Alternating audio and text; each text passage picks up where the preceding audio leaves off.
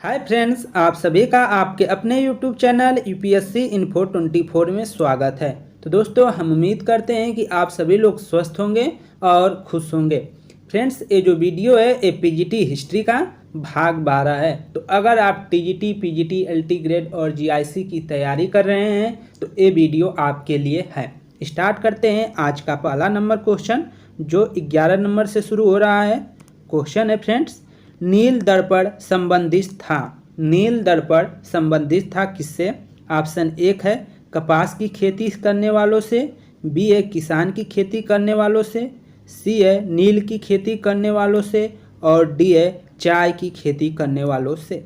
तो आंसर आपका हो जाएगा नील की खेती करने वालों से। जो नील दर्पण संबंधित है तो आंसर हो जाएगा नील की खेती करने वालों से। और नील दर्पण एक पुस्तक है जिसको दीनबंधु मित्र ने लिखा है। उनकी एक नाटक है, रचना है, जिसको दीनबंधु ने लिखा है। और इसमें जो है नील बागान, जो नील के जो बागान मालिक होते थे, उन मालिकों द्वारा जो किसान पे अत्याचार किया गया उसी का एक खुला चित्रण नील दर्पण पुस्तक में है। व्याख्या देख लेते हैं। नील दर्पण नील की खेती करने वालों किसानों से संबंधित था। नील विद्रोह जो उसका कार्यकाल है वो 1859 से 1860 के बीच में हुआ था। जो नील विद्रोह हुआ था तो 1859 से 1860 के बीच में नील विद्रोह है। तो नील विद्रोह की शुरुआत बंगाल के नदिया जिले के गोविंदपुर गांव से हुई। बंगाल का नील विद्रोह शोषण के विरुद्ध किसानों की सीधी लड़ाई थी। बंगाल के यूरोपीय नील बागान मालिक नील की खेती करने के लिए किसानों को मजबूर करते थे। नील की खेती से इनकार करने वाले किसानों को नील बागान मालिकों के दमन चक्र का सामना करना पड़ता था। इन्हीं नील बागान मालिकों के अत्याचारों का खुला चित्रण दीनबंधु मित्र ने अपने नाटक नील दर्पण में किया है। आगे देखिए 12 नंबर क्वेश्चन, किसने यह घोषणा की कि बहादुर शाह की मृत्यु के पश्चात मुगलों को राजा की उपाधि नहीं मिलेगी? किसने यह घोषणा की कि बहादुर शाह के मृत्यु के बाद मुगलों को राजा की उपाधि नहीं मिलेगी? ऑप्शन एक है डलहौजी, बी है लॉर्ड कैनिंग ने, सी है जॉन लॉरेंस ने, डी है लॉर्ड एलन बरो ने। तो आंसर जो हो जाएगा फ्रेंड्स वह बी हो जाएगा, लॉर्ड कैनिंग ने। लॉर्ड कैनिंग ने यह घोषणा की कि बहादुर शाह की मृत्यु के पश्चात किसी भी मुगल राजा को राजा की उपाधि नहीं दिया जाएगा। आगे देखिए व्याख्या इसका। लॉर्ड कैनिंग ने घोषणा की थी कि बहादुर शाह द्वितीय, जिसे बहादुर शाह जफर के नाम से जाना जाता है, की मृत्यु के बाद मुगलों को राजा की उपाधि नहीं मिलेगी। लॉर्ड कैनिंग के समय ही विधवा पुनर्विवाह अधिनियम 1856 आया था और भारतीय दंड संहिता की स्थापना 1861 में हुई थी। आगे कुछ महत्वपूर्ण तथ्य हैं। लॉर्ड एलन बरो के समय सिंध का विलय किया गया। दास प्रथा का अंत 1843 में किया गया तथा अधिनियम 5 के द्वारा कर दिया गया था। जो दास प्रथा का है उसका अंत 1843 के अधिनियम 5 के द्वारा कर दिया गया था। और किसके कार्यकाल में किया गया है? तो लॉर्ड एलन बरो। और इसका जो कार्यकाल है वो कितना है? तो 1842 से 1844 तक लॉर्ड एलन बरो ने जो है अपने गवर्नर के पद पर रहे। आगे देखिए गवर्नर जनरल लॉर्ड डलहौजी, इनका जो कार्यकाल है 1848 से 1856 तक है। इनके समय में क्या क्या कार्य हुए हैं ये देख लेते हैं। लॉर्ड डलहौजी के समय पंजाब का विलय, सिक्किम राज्य हड़पने की नीति, रेलवे लाइन, विद्युत तार, डाक सुधार और लोक विभाग 1854 की स्थापना हुई थी। लोक विभाग का जो है 1854 ईस्वी में स्थापना की गई थी। ये सब पूरे जो कार्य हुए हैं किसके कार्यकाल में हुए हैं? तो लॉर्ड डलहौजी। और लॉर्ड डलहौजी जो है हड़प नीति के जो हड़प नीति सिद्धांत है ये लॉर्ड डलहौजी का ही देन है, जिसे हम व्यपगत सिद्धांत के भी नाम से जानते हैं। आगे व्याख्या देख लेते हैं। सर जॉन लॉरेंस के समय अहस्तक्षेप की नीति का पालन किया गया था। जो सर जॉन लॉरेंस थे उन्होंने अपने कार्यकाल में, जो उनका कार्यकाल है 1864 से 1868 तक, उस कार्यकाल में इन्होंने अहस्तक्षेप नीति को अपनाया था। आगे देखिए 13 नंबर क्वेश्चन, वर्ष 1901 के सिंचाई आयोग का अध्यक्ष कौन था? वर्ष 1901 के सिंचाई आयोग का अध्यक्ष कौन था? ऑप्शन 1 है मार्टिन बर्ड मुनरो, सी है सर सी स्कॉट मोनक्री और डी है लॉर्ड कर्जन। तो आंसर आपका जो हो जाएगा दोस्तों सी हो जाएगा, सर सी स्टॉक मोनक्री ने जो है सिंचाई आयोग का अध्यक्ष का पद 1901 में संभाला था। व्याख्या देख लेते हैं। कर्जन ने वर्ष 1901 में सर कॉलिन स्टॉक मोनक्री की अध्यक्षता में एक सिंचाई आयोग का गठन किया और आयोग के सुझाव पर सिंचाई के क्षेत्र में कुछ महत्वपूर्ण सुधार किए गए। आगे देखिए, निम्नलिखित में से कौन कलकत्ता विश्वविद्यालय का प्रथम भारतीय उपकुलपति था? निम्नलिखित में कौन कलकत्ता विश्वविद्यालय का प्रथम भारतीय उपकुलपति था? तो दोस्तों जो उपकुलपति थे कलकत्ता विश्वविद्यालय के वह थे गुरुदास बनर्जी। वो थे गुरुदास बनर्जी, लेकिन ऑप्शन में गुरुदास बनर्जी नहीं दिया गया है, तो इसमें से जो सही होंगे वही कर लेंगे गुरुदास बनर्जी के बाद। ठीक है, तो ऑप्शन 1 दिया है ए आशुतोष मुखर्जी, ऑप्शन बी है WC बनर्जी, ऑप्शन सी है सुरेंद्र नाथ बनर्जी, ऑप्शन डी है दादा भाई नौरोजी। तो आंसर जो हो जाएगा आपका आशुतोष मुखर्जी, ये दूसरे हैं। ठीक है, लेकिन ऑप्शन में ये वो जो देना चाहिए गुरुदास बनर्जी को उनको नहीं दिया गया है, तो आंसर आपका यही होगा, एक क्योंकि पूछा है निम्नलिखित में से। तो कौन थे पहले? तो वो हो जाएंगे आशुतोष मुखर्जी हो जाएंगे। व्याख्या देख लेते हैं। कलकत्ता विश्वविद्यालय की स्थापना 1857 में हुई थी। कलकत्ता विश्वविद्यालय के प्रथम भारतीय उपकुलपति गुरुदास बनर्जी थे। कौन थे? गुरुदास बनर्जी ये प्रथम जो है कुलपति थे कलकत्ता विश्वविद्यालय के उपकुलपति। ठीक है, यद्यपि वे विकल्प में नहीं हैं, इसलिए अतः विकल्प ए सही होगा। जो ए विकल्प है आशुतोष मुखर्जी, ये सही है। इनका जो कार्यकाल है वह 31 मार्च 1906 से 30 मार्च 1914 से, और फिर इसके बाद कार्यकाल है 4 अप्रैल 1921 से 3 अप्रैल 1923 तक। इन्होंने 2 कार्यकाल तक किया है। तो ये है कलकत्ता विश्वविद्यालय के प्रथम भारतीय उपकुलपति थे, सही हो जाएगा। अगला क्वेश्चन देखते हैं।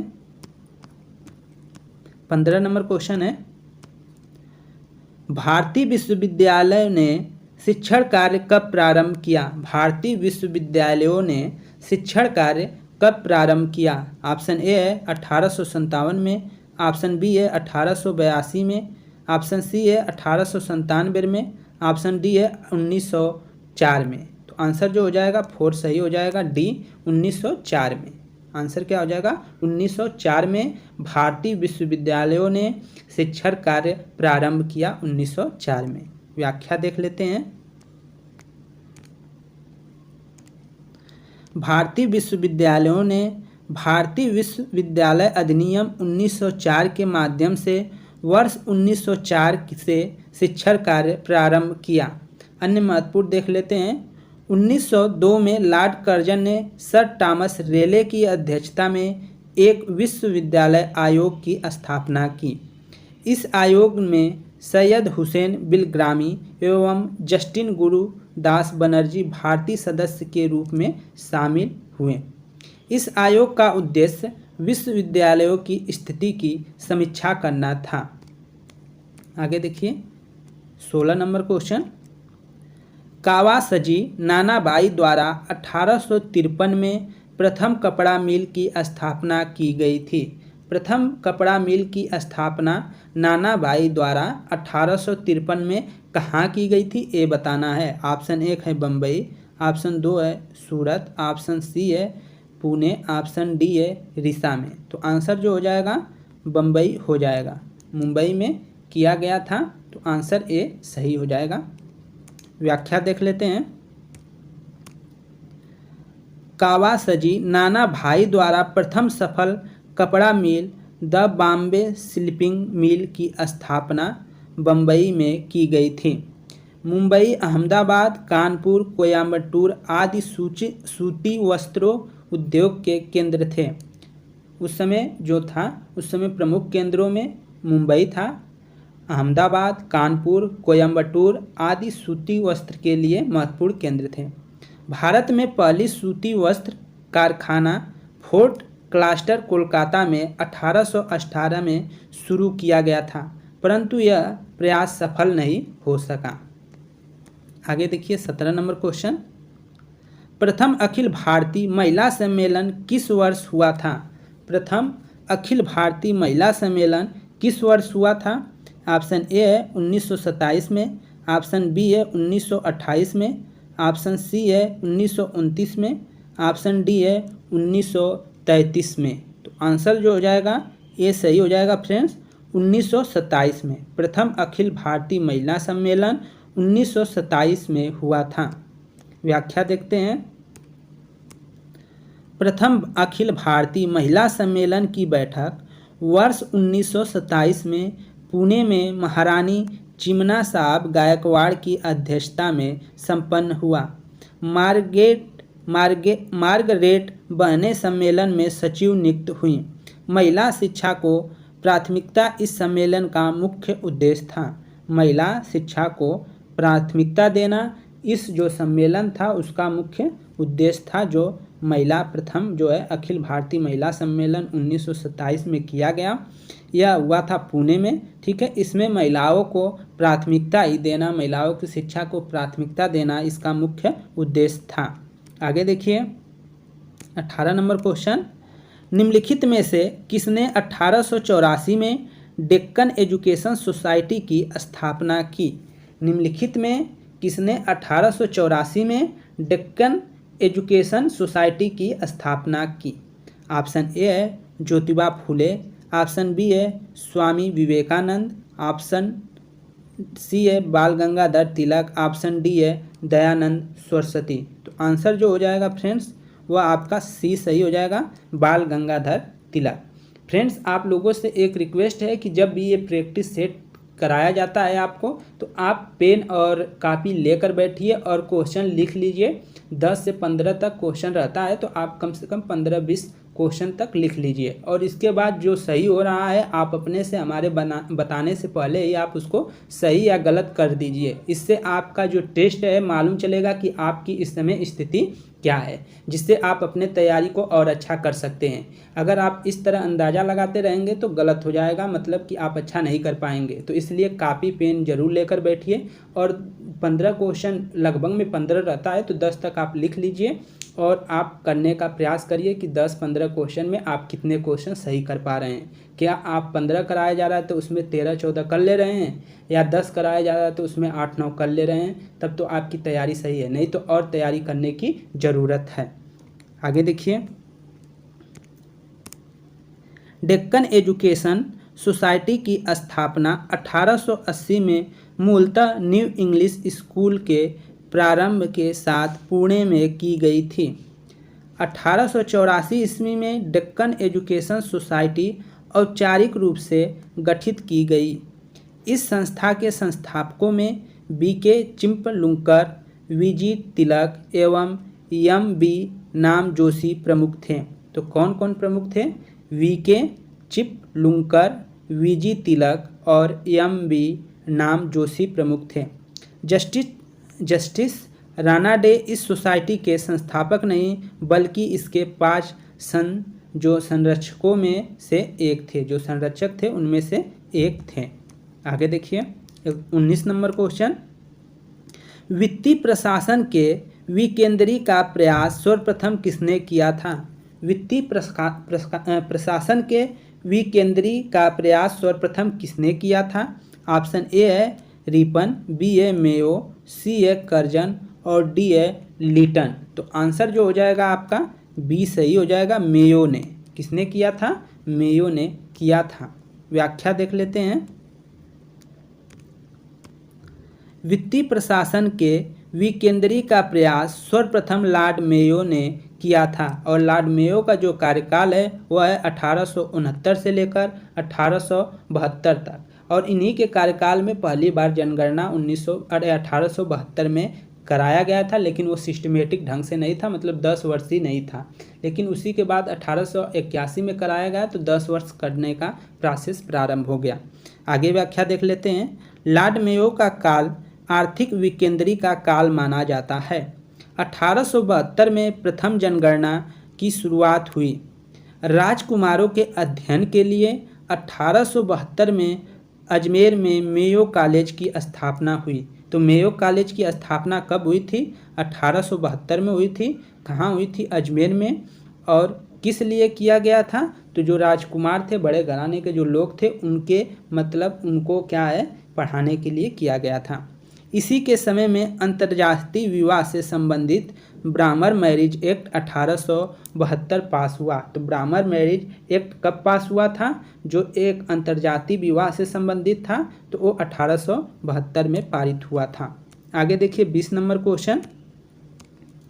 स्वतंत्रता से पूर्व वे रियासतें जिन्हें 21 तोपों की सलामी दी जाती थी कौन है? स्वतंत्रता से पूर्व वे रियासतें जिन्हें 21 तोपों की सलामी दी जाती थी वह कौन है? ऑप्शन 1 है बड़ौदा, ग्वालियर, हैदराबाद, जम्मू कश्मीर, मैसूर। बी है बड़ौदा, जूनागढ़, जम्मू कश्मीर, हैदराबाद, मैसूर। सी है ग्वालियर, हैदराबाद, नागपुर, जम्मू कश्मीर, मैसूर। और डी है हैदराबाद, पटियाला, जम्मू कश्मीर, ग्वालियर, मैसूर। तो आंसर जो हो जाएगा दोस्तों, ए सही हो जाएगा। बड़ौदा, ग्वालियर, हैदराबाद, जम्मू कश्मीर और मैसूर ऐसे थे जिनको 21 तोपों की सलामी दी जाती थी। इनको आप नोट कर लीजिएगा जरूर, नहीं तो आपका क्वेश्चन आंसर गलत हो जाएगा। व्याख्या देख लीजिए। स्वतंत्रता से पूर्व बड़ौदा, ग्वालियर, हैदराबाद, जम्मू कश्मीर और मैसूर रियासतों को 21 तोपों की सलामी दी जाती थी। महत्वपूर्ण तथ्य देख लेते हैं। भारतीय रियासतों की संख्या 562 थी, जिनके साथ ब्रिटिश सरकार ने क्रमशः घेरे की नीति, अधीनस्थ पार्थव की नीति और अधीनस्थ संघ की नीति का अनुसरण किया। 1935 से बराबर के संघ की नीति का अनुसरण किया। आगे देखिए 21 नंबर। दक्कन सभा का संस्थापक कौन था? दक्कन सभा का संस्थापक कौन था? ऑप्शन 1 है महादेव गोविंद रानाडे। ऑप्शन बी है दादा भाई नौरोजी। ऑप्शन सी है गोपाल कृष्ण गोखले। ऑप्शन डी है बाल गंगाधर तिलक। तो आंसर हो जाएगा दोस्तों 3C, मतलब 21 का जो आंसर है वो सी है गोपाल कृष्ण गोखले। दक्कन सभा का संस्थापक कौन था? तो गोपाल कृष्ण गोखले थे। व्याख्या देख लेते हैं। सार्वजनिक सभा में उत्पन्न विवाद के उपरांत अपने गुरु रानाडे के मार्गदर्शन में गोपाल कृष्ण गोखले सभा की शुरुआत की। गोपाल कृष्ण जो गोखले थे, गोपाल कृष्ण गोखले सभा की शुरुआत की। गोखले ने दक्कन सभा की शुरुआत की थी। किसकी शुरुआत की थी? तो गोपाल कृष्ण गोखले ने दक्कन सभा की शुरुआत की थी। टाइपिंग इधर उधर हो गया है। आगे देखिए 22 नंबर। भारतीय विश्वविद्यालय अधिनियम किस वर्ष पारित किया गया था? भारतीय विश्वविद्यालय अधिनियम किस वर्ष पारित किया गया था? तो ये आंसर 1904 हो जाएगा। ये आप याद रखेंगे। व्याख्या देख लेते हैं। आंसर तो दिख ही गया था। लॉर्ड कर्जन 1899 से 1905, जो लॉर्ड कर्जन का कार्यकाल है वो 1899 से 1905 तक है। लॉर्ड कर्जन के कार्यकाल में वर्ष 1902 में एक विश्वविद्यालय आयोग नियुक्त किया गया, जिसका उद्देश्य भारत में विश्वविद्यालयों की अवस्था का परीक्षण करना तथा उनकी कार्यक्षमता और संविधान में सुधार करने के लिए सुझाव देना था। इसी आधार पर भारतीय विश्वविद्यालय अधिनियम 1904 पारित किया गया। इस अधिनियम द्वारा विश्वविद्यालयों पर सरकारी नियंत्रण और बढ़ गया। आगे देखिए 23 नंबर क्वेश्चन। 16वीं और 17वीं शताब्दी के मध्य वह क्षेत्र जो विश्व का सर्वाधिक मलबरी रेशे उत्पादन क्षेत्र बना। 16वीं एवं 17वीं शताब्दी के मध्य वह क्षेत्र जो विश्व का सर्वाधिक मलबरी रेशम उत्पादक क्षेत्र बना। ऑप्शन ए है बंगाल, बी है मैसूर, सी है कश्मीर, डी है अहमदाबाद। तो आंसर जो हो जाएगा दोस्तों ए सही हो जाएगा बंगाल। 23 का आंसर ए बंगाल सही हो जाएगा। व्याख्या देख लेते हैं। 16वीं एवं 17वीं शताब्दी के मध्य बंगाल क्षेत्र विश्व का सर्वाधिक मलबरी रेशम उत्पादक क्षेत्र बन गया था। अन्य महत्वपूर्ण जान लेते हैं। 17वीं शताब्दी को भारत के समुद्री व्यापार एवं कपड़े व्यापार का स्वर्णिम काल कहा जाता है। जो 17वीं शताब्दी है उसको भारत के समुद्री व्यापार एवं कपड़े व्यापार का स्वर्णिम काल कहा जाता है, स्वर्ण युग कहा जाता है। किसको? तो 17वीं शताब्दी को। 17वीं शताब्दी आगे है। 17वीं शताब्दी सूती एवं रेशमी कपड़ा विदेशों को निर्यात होने वाला प्रमुख मद था, प्रमुख वस्तु थी। सूती और रेशमी जो कपड़े थे वह विदेशों में बहुत ज़्यादा निर्यात किए जाते थे। अगला है कपास मुख्यतः खानदेश एवं बंगाल में पैदा होता था। जो कपास होते थे वो खानदेश और पश्चिम बंगाल जो बंगाल है उसमें पैदा होता था। आगे देखिए। इस काल में बंगाल में रेशम टसर की खेती इतनी बढ़ गई कि चीन से रेशम आयात की आवश्यकता ही नहीं रही। अहमदाबाद पोटाला रेशम के लिए प्रसिद्ध था। अहमदाबाद पोटाला रेशम के लिए प्रसिद्ध था। किस रेशम के लिए प्रसिद्ध था? तो आंसर हो जाएगा कि पोटाला रेशम के लिए अहमदाबाद प्रसिद्ध था। अगला है अकबर कश्मीर के रेशम से इतना प्रभावित हुआ था कि वहाँ के रेशम पर राज्य का एकाधिकार स्थापित कर दिया था। आगे है कुछ पॉइंट। घोड़ा घाट, कासिम बाजार एवं बाकला सिल्क उत्पाद के केंद्र थे। बाकला सिल्क उत्पाद के केंद्र थे। आगे देखिए 24 नंबर। बंगाल टेनेसी एक्ट किस वर्ष लागू हुआ? बंगाल टेनेसी एक्ट किस वर्ष लागू हुआ? ऑप्शन ए है 1884 में, ऑप्शन बी है 1885 में, ऑप्शन सी है 1886 में, ऑप्शन डी है 1887 में। तो आंसर जो हो जाएगा बी सही हो जाएगा दोस्तों 1885 में। व्याख्या देख लेते हैं। बंगाल काश्तकारी अधिनियम या जिसे बंगाल टेनेसी एक्ट 1885 में लागू हुआ। वर्ष 1912 में जब बिहार बंगाल से अलग हुआ तब उसे इस एक्ट को यथावत अंगीकार कर लिया। इस एक्ट के निर्माण का उद्देश्य जमींदार काश्तकार के भूमि संबंधित अधिकारों को प्रख्यापित करना था।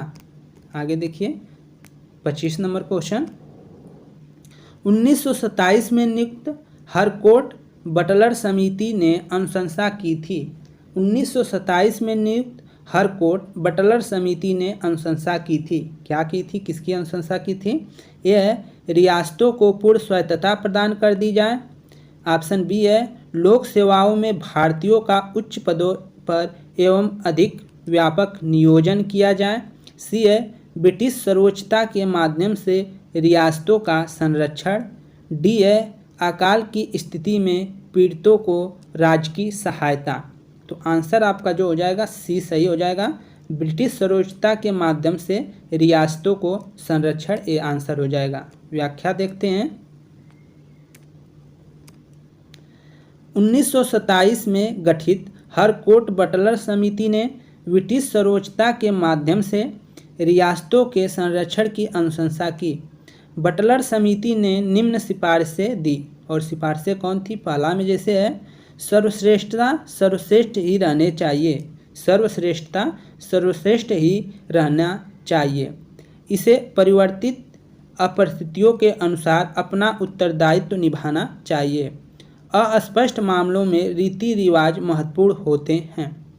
रियासतों को अपने शासकों की अनुमति के बिना किसी ऐसी भारतीय सरकार को जो भारतीय विधानसभा के प्रति उत्तरदायी हो नहीं देनी चाहिए।